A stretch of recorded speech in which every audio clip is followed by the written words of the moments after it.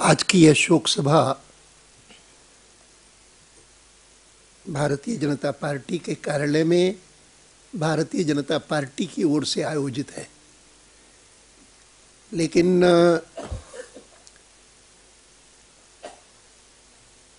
मुझे स्मरण है कि पिछले सप्ताह ही जब जानकारी मिली कि अश्विनी जी का स्वास्थ्य ठीक नहीं है और अपोलो हॉस्पिटल में एडमिटेड है, तो मैं उन्हें देखने के लिए वहाँ गया।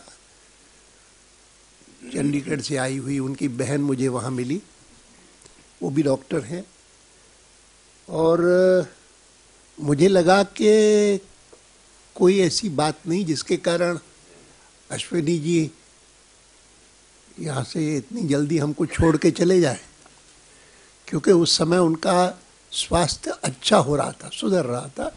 डॉक्टर से भी पूछा तो उन्होंने कहा कि हाँ प्रॉब्लम था, लेकिन कोई ऐसी बड़ी बात नहीं है, ठीक हो जाएगा।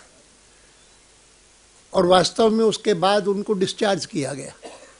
उनके ये तो वर्णन किया ही कि भाई किस प्रकार से उनके डॉक्टर जो हैं, एक भाई लखनऊ में हैं, वो यहाँ आए और डिस्चार्ज होने के बाद उन्होंने उनको कहा कि आप मेरे साथ चले चलिए, लखनऊ रहिए, और वो ले गए।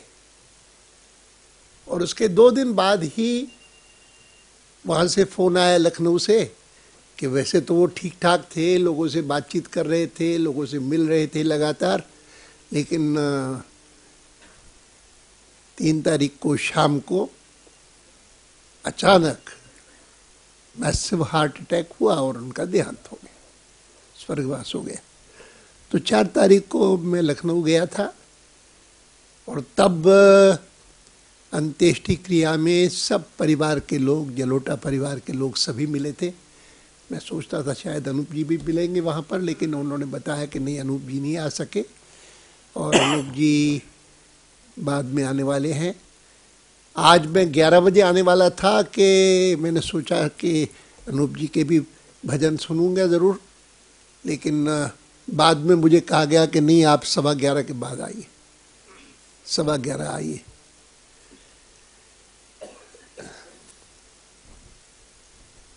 मुझे स्मरण आता है, सब लोगों ने इस बात का उल्लेख किया कि वो राष्ट्रीय स्वयंसेवक संघ के स्वयंसेवक बने और फिर बाद में प्रचारक बने। आज हम में से अधिकांश लोग जो भारतीय जनता पार्टी में काम कर रहे हैं, और भारतीय जनता पार्टी की ताकत है, किसी पद पर हो कि ना हो, अधिकांश की राजनीति का आरंभ मूलतः संघ के स्वयंसेवक होने के कारण ही हुआ। और अब भजन तो फिर से सुनेंगे अनूप जी का। एक अनूप जी से भी परिचय अश्विनी जी के कारण ही हुआ। पहली बार मैं पार्टी का अध्यक्ष था, तब पता लगा कि अश्विनी जी अनूप जी एक प्रकार से अश्विनी जी के भतीजे, और परिचय करवाया उन्होंने। तब मैं उस समय पार्टी का अध्यक्ष था, क्योंकि मेरा अश्विनी जी से परिचय आया जब मैं अध्यक्ष था। उससे पहले तो मैं राजस्थान में था और फिर दिल्ली में था संसदीय कार्य के संदर्भ में। मैं मानता हूं कि संघ के स्वयंसेवकों का जो संस्कार है, जिस मूल संस्कार के कारण ही आज अश्विनी जी के बारे में लोग इतना उनको एक प्रकार से आदर्श मानते हैं हम सबके लिए, वह मूल धारणा यह है कि उस समय तो भारत को स्वतंत्र कराने की एक अभिलाषा हिंदुस्तान के एक एक नागरिक के मन में थी। जब हम में से अधिकांश जिनकी आयु अब हो गई, वो समय 47 से पहले, भारत की स्वतंत्रता से पहले एक ही मन में आकांक्षा होती थी कि भारत स्वतंत्र हो। और भारत को स्वतंत्र करने के लिए डॉक्टर हेडगेवार ने राष्ट्रीय स्वयंसेवक संघ का निर्माण किया। उसमें सबको ये सिखाने की कोशिश की कि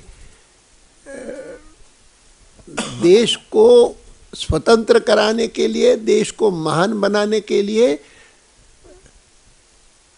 नींव के पत्थर बनने के लिए तैयार रहो, शिखर पर नहीं, नींव के पत्थर बनना। मैं आज राजनीति में हूं तो कभी भी भूल नहीं पाता हूं जो पहला गीत जो संघ का सुना था उन दिनों में, वृत्तपत्र में नाम छपेगा, पहनूंगा स्वागत संहार, छोड़ चलो यह क्षुद्र भावना, हिंदू राष्ट्र के तारणहार, कंकड़ पत्थर बन बन तुमको राष्ट्र नींव को भरना है, ब्रह्म तेज के, क्षात्र तेज के अमर पुजारी बनना है। तो ये मूल संस्कार ये प्राप्त करने के कारण ही कोई हमारा संघ का स्वयंसेवक इतना कुछ कर पाता है जितना वर्णन हमने अश्विनी जी के लिए किया। और मैं समझता हूं कि जितना अनुसरण हम कर सकें उनका, उतना ही हम अपने को धन्य करेंगे और पार्टी को भी आगे बढ़ाएंगे।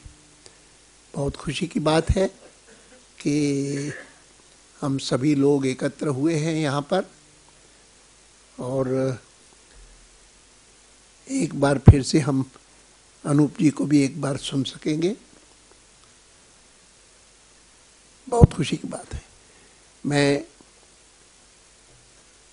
मुझे अच्छा लगा उस दिन परिवार के सभी लोगों को, जलोटा परिवार के सभी लोगों को, उनके भाई साहब को भी जो डॉक्टर हैं लखनऊ में, उनकी शायद 4 बहनें हैं अनूप जी, 4, तो वहाँ तो 4 थी और अच्छा थी, लेकिन जितने लोग थे सबसे मिलना हुआ, और